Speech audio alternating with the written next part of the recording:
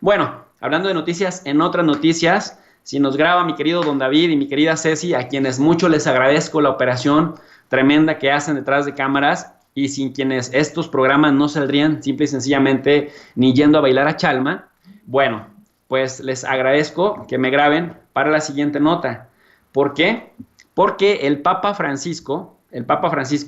ya lo anunció el Vaticano, está de regreso en Roma, regresó a las 12 horas, puso fin el día 8, porque ustedes recordarán que viajó del 5 al 8, puso fin a la primera visita en la historia de un sumo pontífice a Irak, que pues es un país inmerso desde hace muchos años en la violencia, principalmente desde el 2003, cuando Estados Unidos volvió a invadir Irak. Ustedes recordarán que lo había invadido en 1990 para sacarlo de los pozos petroleros de Kuwait. Este viaje sirvió para que el Papa pudiera defender la causa de la comunidad cristiana local. La visita del Papa de 84 años, que había llegado a Irak el viernes pasado, transcurrió sin incidentes. Durante su estadía, Francisco visitó la capital, Bagdad, así como Mosul y Karakosh, estos dos últimos en el norte del país, que sufrió el terror de los yihadistas del Estado Islámico. En la ciudad santa de Nayaf, en el sur de Irak, el Papa se entrevistó con el gran ayatolá Ali Sistani, una referencia religiosa para la mayoría de los musulmanes chiitas del mundo, y al que, por cierto, decía Roberto de la Madrid en la entrevista que tuvimos el viernes pasado, le tenía cierto recelo el ayatolá Khomeini, el ayatolá Jamenei, perdón, el ayatolá Khomeini ya murió, el ayatolá Jamenei le tenía cierto recelo y veía con cierta distancia este encuentro entre el Papa y el ayatolá Ali Sistani, el ayatolá iraquí. Irak siempre permanecerá conmigo en mi corazón, dijo Francisco,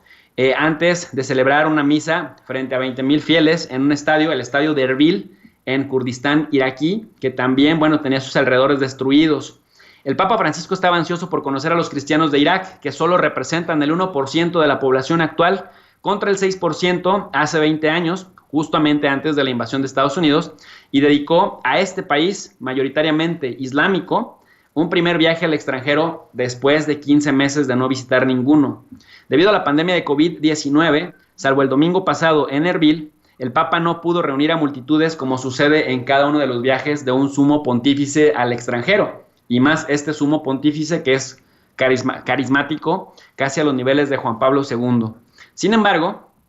viajó estos 1,445 kilómetros a través de Irak, la mayor parte del tiempo en avión o helicóptero, sobrevolando zonas donde todavía existen células yihadistas clandestinas, tras la derrota del Estado Islámico a finales de 2017. En Irak, el Papa denunció el terrorismo que abusa de la religión, pidió paz y unidad en Oriente Medio y lamentó la salida de los cristianos de la región como un daño incalculable incluso para el país. También participó en una oración ecuménica con las diferentes religiones presentes en Irak desde hace milenios, como por ejemplo Ur, el lugar natal, según la Biblia, del patriarca Abraham, padre de las religiones monoteístas, también conocidas como religiones abrahámicas, que serían el judaísmo, el cristianismo y el islam en sus diferentes vertientes. Expertos en salud pública expresaron su preocupación antes del viaje porque las aglomeraciones producidas durante la gira pudieran convertirse en focos de infección de coronavirus en un país donde los contagios van a peor y poca gente está vacunada. El Papa y su comitiva se han vacunado, pero la mayoría de los iraquíes no. Irak asiste a una nueva ola de casos de coronavirus impulsada por una cepa más contagiosa que se identificó por primera vez en Estados Unidos. Las autoridades en Irak registraron más de 4,000 casos el 6 de marzo al 7, según el Ministerio de Sanidad, por encima de las tasas de principios de año. En total, en ese país, 13,500 personas han muerto por COVID y se han confirmado ya 720,000 casos. Por eso se decía que el Papa Francisco, y con todo el protocolo que instruyó el Vaticano,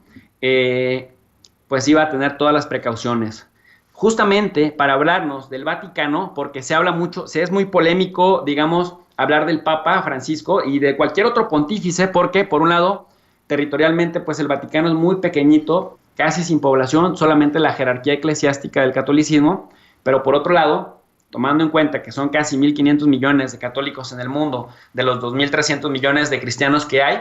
pues es importante ver esta dualidad de jefe de Estado y también de líder espiritual de una comunidad muy importante en el mundo.